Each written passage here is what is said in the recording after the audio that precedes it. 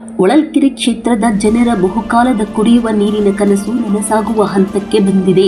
ವಾಣಿವಿಲಾಸ್ ಸಾಗರದಿಂದ 367 ಕೋಟಿ ವೆಚ್ಚದಲ್ಲಿ ನಿರ್ಮಿಸಿರುವ ಬೃಹತ್ ಕುಡಿಯುವ ನೀರಿನ ಯೋಜನೆ ಪೂರ್ಣಗೊಂಡಿದ್ದು, ಇನ್ನು 1.5 ತಿಂಗಳಲ್ಲಿ 400ಕ್ಕೂ ಹೆಚ್ಚು ಗ್ರಾಮಗಳಿಗೆ ಶುದ್ಧ ಕುಡಿಯುವ ನೀರು ಹರಿಯಲಿದೆ.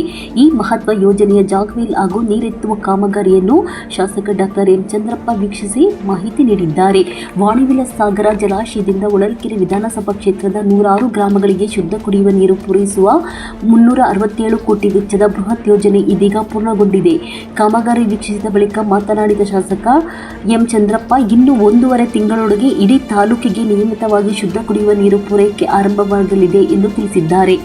2052ನೇ ಇಸ್ವಿಯವರೆಗೆ ಜನಸಂಖ್ಯೆಯ ಅಗತ್ಯವನ್ನು ಗಮನದಲ್ಲಿಟ್ಟುಕೊಂಡು ಈ ಯೋಜನೆ ರೂಪಿಸಲಾಗಿದೆ. ಸುಮಾರು 4 ವರ್ಷಗಳ ಕಾಲ ನಡೆದ ಕಾಮಗಾರಿ ಇತ್ತೀಚೆಗೆ ಯಶಸ್ವಿಯಾಗಿ ಪ್ರಾಯೋಗಿಕ ಪರೀಕ್ಷೆಯನ್ನು ಪೂರ್ಣಗೊಳಿಸಿದೆ ಎಂದು ಶಾಸಕರು ಹೇಳಿದರು. ಈ ಯೋಜನೆಯಿಂದ ಹೊಳಲ್ಕೆರೆ ತಾಲೂಕಿನ 400ಕ್ಕೂ ಹೆಚ್ಚು ಗ್ರಾಮಗಳು, ಹಟ್ಟಿಗಳು ಹಾಗೂ ಜನವಸತಿ ಪ್ರದೇಶಗಳಿಗೆ ಶುದ್ಧ ಕುಡಿಯುವ ನೀರು ತಲುಪಲಿದೆ.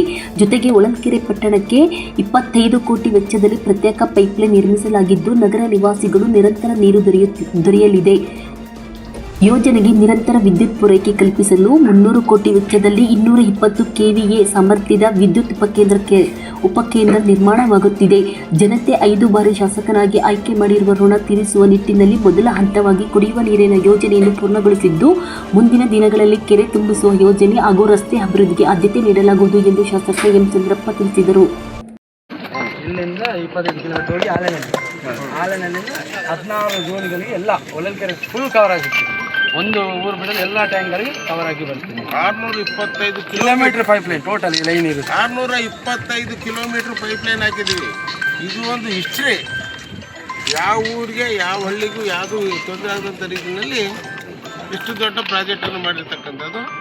ಸರ್ಕಾರದಿಂದ ಏನು ಮಂಜೂರು ಮಾಡಿದ್ರು, ಇವತ್ತು ನಾವು ಅಪ್ಪರ್ ಭದ್ರಕ್ಕೆ 5,000 ಕೋಟಿ ಖರ್ಚು ಮಾಡಿದ್ವಿ ಸ್ಟಾರ್ಟಿಂಗ್. ಈಗ 12,000 ಕೋಟಿ ಖರ್ಚಾದರೂ ಕೂಡ 50% ಕೆಲಸ ಆಗಿಲ್ಲ. ಇನ್ನೂ 12,000 ಕೋಟಿ ಬೇಕು ಅಂತಾರೆ. ನಾನು ಭಾಳ ಬುದ್ಧಿವಂತಿಕೆಯಿಂದ ಮಾಡಿದ ಪರಿಣಾಮ ಒಳ್ಳೆ ಕಾಂಟ್ರಾಕ್ಟ್ ಸಿಕ್ಕರು ಮಂಗಳೂರಿನಿಂದ, ಅನಿಲ್ ಶೆಟ್ಟಿ ಅಂತ. ಆ ಕಾಂಟ್ರಾಕ್ಟ್ರು ಟೈಮು ಕೆಲಸ ಮಾಡಿ ಸೆಲ್ವ ಅಂತೇಳಿ ಹಗಲು ರಾತ್ರಿ ಶ್ರಮ ಹಾಕಿ ಇಂಜಿನಿಯರ್ ಕೆಲಸ ಮಾಡಿದ್ದಾರೆ. ಅದಕ್ಕೋಸ್ಕರ ಪ್ರಾಜೆಕ್ಟು ಆದಷ್ಟು ಜಾಗ್ರತೆ ಆಗಿದೆ. ಈಗ ನಾವು ಅಲ್ಲಿ ಮೋಟ್ರ್ನಲ್ಲಿ ಒಂದು ಮೋಟ್ರ್ ಮಾತ್ರ ಟ್ರಯಲ್ ರನ್ ಮಾಡಿದ್ವಿ. ಇನ್ನು 2 ತಿಂಗಳಿಗೆ ಎಲ್ಲ ಹಳ್ಳಿಗಳಿಗೆ ಹೋಗಂಗೆ ನಾವು ನೀರು ಅಲ್ಲಿಂದ ಲಿಫ್ಟ್ ಮಾಡ್ತಕ್ಕಂಥ ಕಾರ್ಯಕ್ರಮ ಮಾಡ್ತೀವಿ. ಅವತ್ತು ಅಲ್ಲಿ ಲಿಫ್ಟ್ ಕೊಡ್ಬೇಕಾದ್ರೆ ಒಂದೇ ಸಾರಿ ಈ ತಾಲೂಕು ಅಲ್ಲಿ ಆರ್ಗನೈಸ್ ಮಾಡಿ ಅವ್ರು ನಿಮ್ಮನ್ನೆಲ್ಲ ಕರೆಸಿ ಅವತ್ತು ಇನ್ನು ದೊಡ್ಡದಾದ ಒಂದು ಕಾರ್ಯಕ್ರಮ ಕೂಡ ಮಾಡಬೇಕು. ಇವತ್ತು ಆಗಿರ್ತಕ್ಕಂಥ ಪ್ರಾಜೆಕ್ಟನ್ನು ವಿವರಣೆ ನೀಡಲಿಕ್ಕೆ ನನಗೆ ಬಂದಿದೆ. ಮಹಾಜನತೆಗೆ ಇದೊಂದು ಅದ್ಭುತವಾದಂಥ ಕುಡಿಯೋ ನೀರಿನ ಯೋಜನೆಯನ್ನು 367 ಕೋಟಿ ರೂಪಾಯಿದಲ್ಲಿ ಇಲ್ಲಿಂದ ಬಂಡೆಬೊಮ್ಮನಹಳ್ಳಿ ಸುಮಾರು 130 ಕಿಲೋಮೀಟರ್ ದೂರದಲ್ಲಿರ್ತಕ್ಕಂಥ ಹಳ್ಳಿಗೂ ಕೂಡ ನೀರು ಕೊಡಬೇಕಂತೇಳಿ ಬರಗಾಲದಲ್ಲಿರ್ತಕ್ಕಂಥ ಇಂಥ ಸಂದರ್ಭದಲ್ಲಿ ಎಲ್ಲ ಹಳ್ಳಿಗಳಿಗೆ ಕುಡಿಯೋ ನೀರು ಕೊಡೋ ಯೋಜನೆಯನ್ನು ಮಂಜೂರು ಮಾಡಿಸಿ ಕೇವಲ 3.5-4 ವರ್ಷದಲ್ಲಿ ಪ್ರಾಜೆಕ್ಟ್ ಮುಗಿಸಿ ಇವತ್ತು ಇಲ್ಲಿಂದ ನಾವು ಆಲಿನಹಳ್ಳಿಗೆ ನೀರೆತ್ತುವಂಥ ಕೆಲಸವನ್ನು ಮಾಡಿರ್ತಕ್ಕಂಥದ್ದು ನೀವೆಲ್ಲ ಮೊನ್ನೆ ನಾವು ಟ್ರಯಲ್ ರನ್ ಮಾಡಿದಾಗ ನೋಡಿದ್ದೀರ. ಈ ಯೋಜನೆ 2052ನೇ ಇಸ್ವಿವರೆಗೂ ನಾವು ಈ ಪ್ರಾಜೆಕ್ಟನ್ನು ಜನಸಂಖ್ಯೆ ಆಧಾರವಾಗಿ ಕೊಡ್ತಕ್ಕಂಥ ಕೆಲಸ ಮಾಡಿದ್ವಿ. ಇವತ್ತು ಏನು ಜನಸಂಖ್ಯೆ ಇದ್ದಾರೆ 2052 ಪಾಪ್ಯುಲೇಷನ್ನ ಲೆಕ್ಕದಲ್ಲಿ ಇಟ್ಕೊಂಡು 367 ಕೋಟಿ ರೂಪಾಯಿ ಹಣವನ್ನು ನಾವಿಲ್ಲಿ ಖರ್ಚು ಮಾಡಿದ್ವಿ. ನಾವು ನಿಂತಿರ್ತಕ್ಕಂಥ ಜಾಗದಿಂದ ಕೆಳಗಡೆ 100 ಅಡಿ ನೀರಿದೆ. ಆ 100 ಅಡಿ ನೀರಿಗಿಂತ ಕೆಳಗೆ 40 ಅಡಿ ಬಂಡೆ ಬಂದಿದೆ.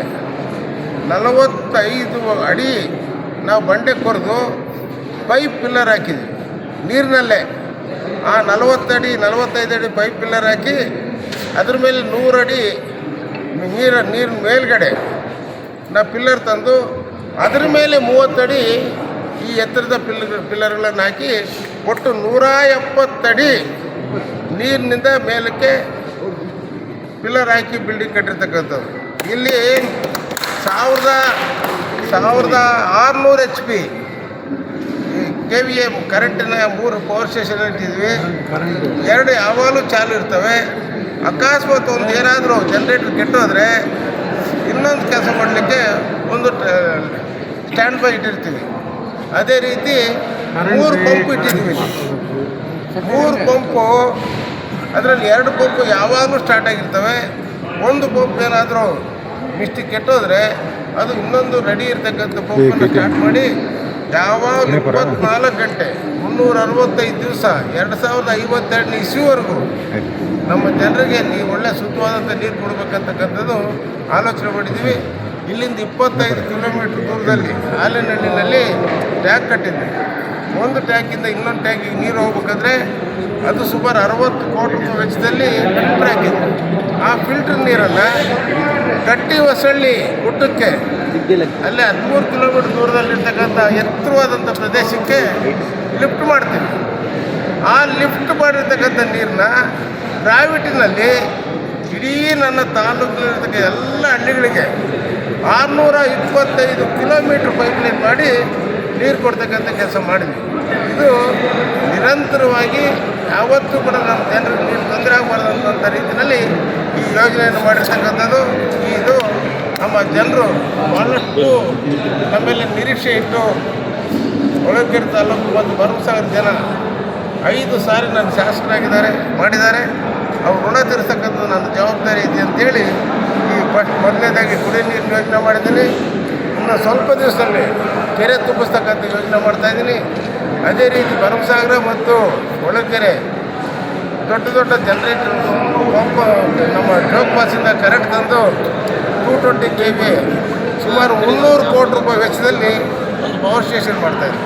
ಈ ರೀತಿ ರೈತರಿಗೆ ಬೇಕಾದಂಥ ವಿದ್ಯುತ್ ಶಕ್ತಿ, ರೈತರಿಗೆ ಬೇಕಾದಂಥ ಕೆರೆ ತುಂಬಿಸ್ತಕ್ಕಂಥದ್ದು, ರೈತರಿಗೆ ಬೇಕಾದಂಥ ಕುಡಿಯೋ ನೀರು ಕೊಡ್ತಕ್ಕಂಥದ್ದು, ರೈತರು ಓಡಾಡ್ತಕ್ಕಂಥ ರಸ್ತೆಗಳು ಮಾಡ್ತಕ್ಕಂಥದ್ದು, ಎಲ್ಲೆಲ್ಲಿ ಕೆರೆ ಕಟ್ಟಲಿಲ್ಲ ಅಂತ ಕಡೆಯೆಲ್ಲ ಚೆಕ್ ಡ್ಯಾಮ್ ಮಾಡ್ತಕ್ಕಂಥದ್ದು, ರೈತರು ಸುಭಿಕ್ಷವಾಗಿರ್ತಕ್ಕಂಥ ಕೆಲಸವನ್ನು ನಿರಂತರವಾಗಿ ನಡ್ಕೊಂಡು ಬಂದಿದೆ. ನನ್ನ ಕ್ಷೇತ್ರದಲ್ಲಿ ಭಾಳ ವಿಶ್ವಾಸ ಇಟ್ಟಿದ್ದಾರೆ, ಅಭಿಮಾನ ಇಟ್ಟಿದ್ದಾರೆ. ಅದಕ್ಕೋಸ್ಕರ ನಾನು ಮಾಡಿರ್ತಕ್ಕಂಥ ಅಲ್ಪ ಆದರೂ ಕೂಡ ನನಗೆ ಸಂತೋಷ ಇದೆ.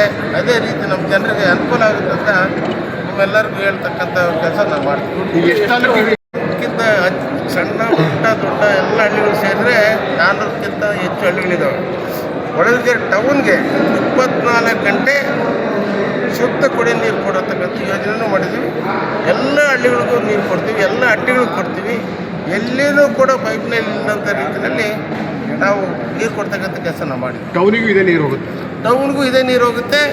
ನಿರಂತರವಾಗಿ ಕೊಡ್ತೀವಿ 24 ಗಂಟೆ ನೀರು. ಅಲ್ಲಿ ಟೌನಲ್ಲೆಲ್ಲ 25 ಕೋಟಿ ಖರ್ಚು ಮಾಡಿ ಎಲ್ಲ ಕೂಡ ಸ್ಕೀಮ್ನಲ್ಲಿ ಪೈಪ್ ಲೈನ್ ಹಾಕಿದ್ದೀವಿ. ಎಲ್ಲ ಹಳ್ಳಿಗೆ ಜಲಜೀವನ ಮಿಷನ್ ಮುಖಾಂತರ ಎಲ್ಲ ಹಳ್ಳಿಗಳಿಗೆ ನಲ್ಲಿಗಳು ಹಾಕಿದ್ದಾರೆ. ಕೇಂದ್ರ ಸರ್ಕಾರದ ಯೋಜನೆ. ಆ ಯೋಜನೆಗೆ ನಮ್ಮ ಯೋಜನೆ 367 ಕೋಟಿದು ಜೋಡಿಸಿರ್ತಕ್ಕಂಥದ್ದು.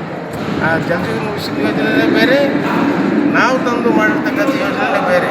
ಅದಕ್ಕೋಸ್ಕರ ಆ ಜಲಜೀವನ ಮಿಷನ್ನು ನೀರು ಇವತ್ತೇನು ನಮ್ಮ ಎಂಥದ್ದು ಮಿನಿ ಟ್ಯಾಂಕ್ಗಳ ಮುಖಾಂತರ